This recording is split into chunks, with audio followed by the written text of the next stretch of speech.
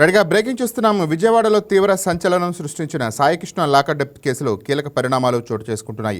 Saikrishna custodial torture వల్లే మరణించినట్టు ఇప్పటికే ప్రత్యేక దర్యాప్తు బృందం గుర్తించింది. ఈ కేసులో ప్రధాన నిందితుడిగా ఉన్న సిఐ నాగరాజును 12 రోజుల పాటు తమ కస్టడీకి ఇవ్వాలని కోరుతూ సిట్ అధికారులు న్యాయస్థానంలో పిటిషన్ దాఖలు చేశారు.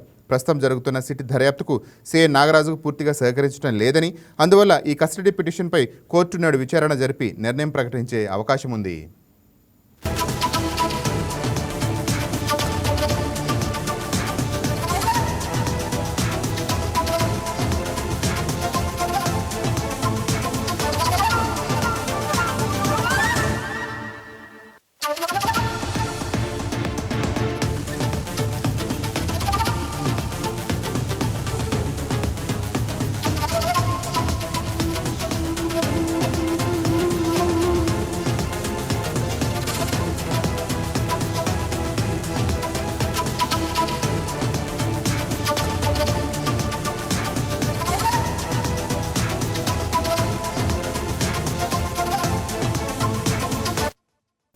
రైట్గా సాయికృష్ణ మరణానికి సంబంధించిన ఆధారాలను, మృతదేహాన్ని మాయం చేసిన వ్యవహారంలో సిఐ నాగరాజు పాత్రపై పూర్తి వివరాలను రాబట్టేందుకు సిట్ అధికారులు వ్యూహాత్మకంగా అడుగులు వేస్తున్నారు. ఇందులో భాగంగా కృష్ణలంక మహిళా ఎస్ఐ హిమజా స్టేట్మెంట్ను సిట్ ఇప్పటికే రికార్డు చేసింది. ఈ సంచలన కేసులో ఇప్పటివరకు మొత్తం 17 మంది అధికారులను సుదీర్ఘంగా విచారించారు.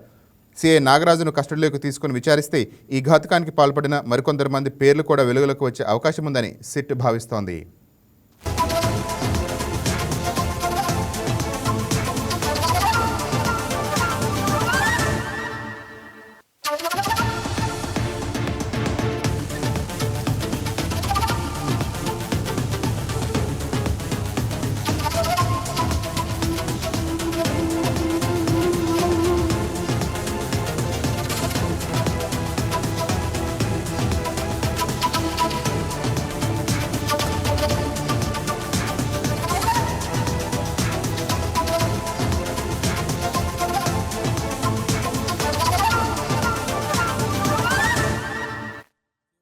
రైట్గా ఈ దారుణంలో సిఐ నాగరాజ్తో పాటు ఆయన సన్నిహితులు, పోలీస్ స్టేషన్ సిబ్బంది పాత్రపై కూడా నిట్ నిఘా పెట్టింది.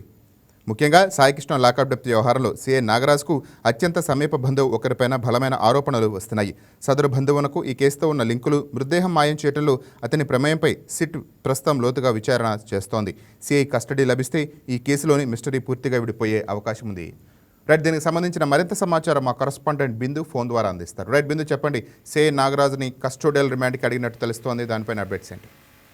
రైట్ నాని, రాష్ట్ర వ్యాప్తంగా సంచలనంగా మారిన సాయికృష్ణ మిస్సింగ్ కేసు వ్యవహారంలో ప్రధాన నిందితుడిగా సిఐ నాగరాజును అయితే సిట్ అదుపులోకి తీసుకోవడం జరిగింది. అదుపులోకి తీసుకున్న తర్వాత విచారణ కూడా కొనసాగించారు. అయితే ఈ కేసుకు సంబంధించి 2 భాగాలు ఉన్నాయి. ఒక భాగం మాత్రమే విచారణ సాగించారని, ఇంకో 2వ భాగం అలాగే ఖాళీగా ఉందని చెప్పేసి దానికి సంబంధించి ఈ కీలక పరిణామంలో ఈ కేసులో నిందితుడిగా ఉన్న సిఐ నాగరాజ్ని కస్టడీలోకి తీసుకోవాలని, విచారించేందుకు ప్రత్యేకంగా దర్యాప్తు చేసేందుకు కొంచెం సమయం అయితే ఇవ్వాలని కూడా సిట్ కోర్టులో పిటిషన్ దాఖలు చేయడం జరిగింది. కేసుకు సంబంధించిన పలు కీలక అంశాలపైన కూడా లోతట్టు విచారణ జరిపించాల్సిన అవసరం ఎంత మాత్రం ఉందని చెప్పేసి అడగడం జరిగింది. ఇంకా నాగరాజుకి సంబంధించి 11 రోజుల పాటు తమ కస్టడీకి అప్పగించాలని సిట్ కోరింది. ఈ మేరకు దాఖలైన కస్టడీ పిటిషన్ పై కోర్టులో విచారణ జరగగా ఇరుపక్షాల వాదనలు వినిపించిన అనంతరం విచారణకు ఈ నెల 30వ తేదీ దాకా వాయిదా వేసింది. ప్రస్తుతం సాయికృష్ణ కేసులో అరెస్ట్ అయ్యి రిమాండ్ లో ఉన్న సిఐ నాగరాజ్ని సెంట్రల్ జైలుకి అయితే నిన్న తరలించడం జరిగింది.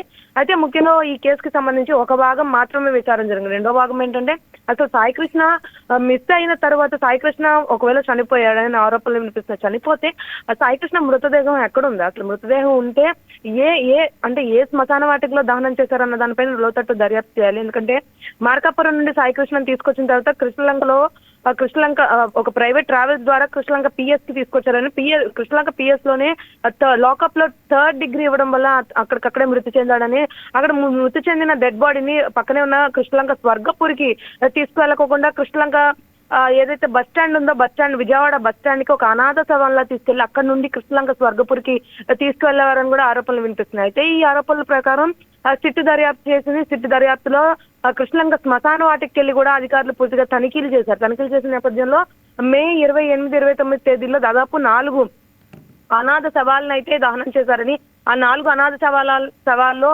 3 అనాథ శవాలకైతే ఆథరైజ్డ్ గా దహనం చేశారని, ఒకటి మాత్రం అంటే అక్కడున్న రిపోర్ట్లో నింపకుండా కూడా ఒక అనాథ శవాన్ని అనాథరైజ్డ్ గా దహనం చేశారని కూడా ఆ సిట్ విచారణలో తేలింది. అయితే ఆ అనాథరైజ్డ్ డెడ్ బాడీ సాయి కృష్ణదా కాదా అన్న దానికి సంబంధించి కొన్ని వివరాలు అయితే కావాల్సి ఉందని, ఆ వివరాలు కావాలంటే ఖచ్చితంగా సిఐ నాగరాజును లోతట్టు దర్యాప్తు చేయాలని కూడా చెప్పడం జరిగింది. ఇంకా ముఖ్యంగా చూసుకుంటే ఇప్పటికే ఈ కేసుకు సంబంధించి దాదాపు 17 సాక్షులుగా గుర్తించారు, 17 మంది సాక్షులుగా గుర్తించారు, 17 మంది అధికారులను కూడా విచారించడం జరిగింది. దీంట్లో కానిస్టేబుల్ కూడా ఇన్వాల్వ్ అయినారు. ఇప్పటికే 2 కానిస్టేబుల్ విచారణ సాగించిన తర్వాత పూర్తిగా వివరాలు పెట్టుకుని సిట్ విచారించడం జరిగింది. ఎప్పుడైతే సిఐ నాగరాజుని సిట్ కార్యాలయం తీసుకెళ్లారు, సిట్ కార్యాలయం సాంకేతిక పరంగా ఉన్న ప్రతి ఒక్క ఆధారాన్ని ముందు పెట్టుకుని సిఐ నాగరాజుని ప్రశ్నలు అడగడం జరిగింది. ఆ ప్రశ్నలు అడిగిన అప్పటికీ కూడా సిఐ నాగరాజు నోరు విప్పని పరిస్థితి కనిపించింది. అయినప్పటికీ ఇటు చూసుకుంటే సాయి కృష్ణ తల్లి ఏదైతే విజయలక్ష్మి ఉందో ఆవిడ హెర్బియస్ కార్పస్ పిటిషన్ వేసిన తర్వాత ఖచ్చితంగా 24 గంటల్లో కోర్టులో ఎవరైతే మిస్సింగ్ కేసుకి సంబంధించి, ముఖ్యంగా మిస్సింగ్ కేసుకి సంబంధించి వాళ్ళనైతే కోర్టులో ప్రొడ్యూస్ చేయాలి. ఇలాంటి కేసుల్లో ఖచ్చితంగా రిమాండ్ అడుగుతూ ఉంటారు. అదేవిధంగా అడిగారు కూడా. మొన్న సాయి కృష్ణని అంటే సిఐ నాగరాజుని కోర్టుకు తీసుకెళ్ళినప్పుడు రిమాండ్ రిపోర్ట్ లో కూడా సిట్ ఇదే మెన్షన్ చేసింది. పూర్తిగా డెడ్ బాడీకి మిస్సింగ్ సంబంధించి అసలు ఎక్కడ దహనమైంది, ఏ టైంలో దహనమైందో, అసలు ఏ ప్లేస్ లో దహనమైందో తెలియాలంటే సిఐ నాగరాజుని లోతట్టు దర్యాప్తు చేయాల్సి ఉంటుందని కూడా చెప్పడం జరిగితే ఈ కేసులో వాస్తవాలు నిజానిజాలు బయటకు రావాలని, ఇంకా సిఐ నాగరాజుని దర్యాప్తు చేయాలని, ఇతర అనుమానితులతో కూడా ఉన్న సంబంధాలు సాక్ష్యాధారాలు పట్టుకున్న తర్వాతే అవి సేకరించిన తర్వాతే కోర్టులో ప్రొడ్యూస్ చేయగలమని కూడా ఇటు సిట్ చెప్తుంది. అయితే ఈ సంబంధించి అంటే ఈ నేపథ్యంలో కోర్టు తీసుకోబోయే నిర్ణయం కోసం కూడా దేశవ్యాప్తంగా కీలకంగా మారే అవకాశం ఉందని కూడా చెప్తున్నారు Nani. Right, thank you Bindu.